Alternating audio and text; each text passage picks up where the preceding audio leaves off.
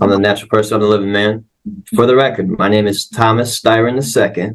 It is not the name you have attached to this case, me. I believe that's a state created entity, Your Honor. And me being a living person, my name is in proper punctuation. I don't have a all caps name. So this is under the assumption that you guys have personal jurisdiction and subject matter jurisdiction over me, right? Yeah. We have a wild court hearing today. A so-called sovereign citizen tries the usual script, claiming the court has no authority over him. But it's painfully obvious he has no idea what he's talking about. If you're going to argue with a judge, at least come prepared, right? Watching him try to outsmart someone who makes legal decisions for a living is downright hilarious. Let's dive in and watch this unfold. And if you enjoy content like this, don't forget to like and subscribe for more courtroom drama. Good morning. 14B District Court is now in session. This is Magistrate Hillary Braley presiding. Okay, and I need you unmuted at the jail. There we go. Can I have your name, please? For the record, my name is Thomas Styron II. I'm the natural person, I'm the living man. How we doing today, Miss Braley? We are upright, if nothing else. So, okay. And you said your name is Thomas Styron. The second. The second. And then I'm the natural person, the living man. Okay, thank you for your patience there. We had a little bit of a kerfuffle. So, No problem. Recalling case number 19S00472, that is the state of Michigan versus Thomas Ulrich Styron, the second, you said, and also calling 24W001025, that is the township of Ypsilanti, also versus Thomas Ulrich Styron. So state your name for the record. So, for the record, my name is Thomas Styron II. It is not the name you have attached to this case is not me. I believe that's a state created entity, Your Honor. And me being a living person, my name is in proper punctuation. I don't have a all caps name nor. Okay, I'm going to cut you off. How many crayons did this guy eat before stepping into court? If you're going to pull the sovereign citizen script, at least know what you're talking about. Watching him ramble about jurisdiction and bizarre punctuation rules makes you wonder if he's ever even glanced at a law book. You can't just make up laws to fit your argument, buddy. The judge is clearly not having it. You even catch her chuckling as he stumbles over his words. And just wait until you hear what she says at the end. This one is absolutely hilarious. I don't have no contracts with the state of Michigan at all, period. And so I was wondering about personal jurisdiction and subject matter jurisdiction in regards to this. Okay. And you can continue to wonder about those at the moment. What I am doing, you have a show cause hearing on the matter ending in 472, which is the retail fraud charge. I'm showing a balance of $210 on that. And then what you're being arraigned on, that is what I am here to explain the charge against you, is a citation issued on April 2nd, 2024 at 9:24 in the evening. That charges that you operated a motor vehicle on North Ford Boulevard at or near Russell Street with no license on your person. Do you comprehend the charge against you? I do not. I don't even own a license. I canceled my license years ago. Okay. So, what you are being charged with is operating a motor vehicle without having a license on your person. So, I'm not asking if you agree with this. I'm not asking if you have a license. I'm asking if you understand the words coming out of my mouth as far as what this charge is. The charge is accused me of having a not license. having a driver's license on my person, correct? Correct. Well, from my understanding, I need a driver's license if I'm in commerce. I was I was traveling home. Okay. I wasn't doing business at all.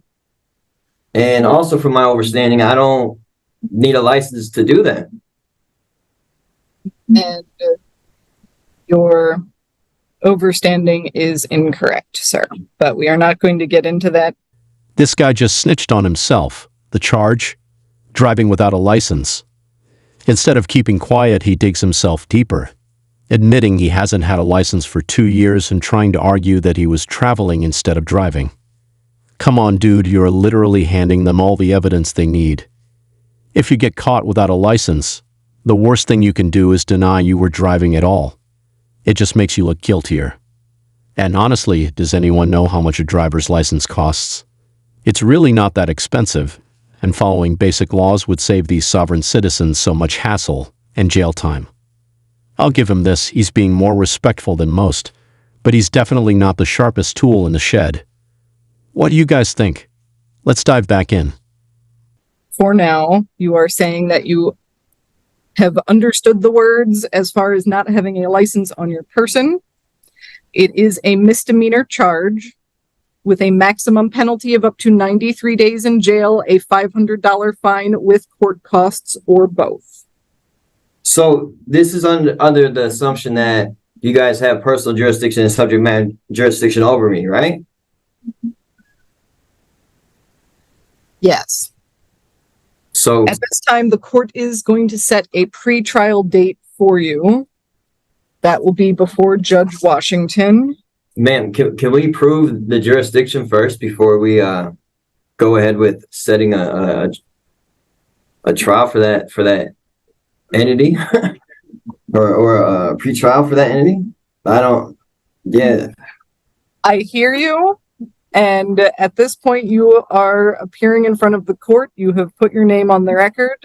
And yes, we are setting a pre-trial date for you. I did put my name on the record, and my name that I put on the record is not the same name that you have attached to that case. And you can provide documentation of such at your pre-trial date, which is going to be June 26th. So the documentation that I have published, recorded in the documentation I have published and recorded on the record, on the state of Michigan record, that says what I just told you, that I'm not who you have, that I'm not the name you have attached to that case, that's, I need to bring that with me, is what you're saying? It being already recorded and on the state of Michigan records, is that good enough? Whatever documentation you have, Mhm. bring it with you to your pre-trial date. That is what I am telling you, yes. So, and again, that court date, June 26th? Okay, will be June 26th at 9 a.m. before Judge Washington. The court will enter that you are standing mute to all charges at this time. So we're just assuming jurisdiction though, correct? Yes. How? From my understanding, And that has to be proved before we even proceed with anything else. Am I wrong? you are not correct. The court will also set a personal recognizance bond in this matter. Basically, you are promising to show up for that June 24th court date at 9 a.m.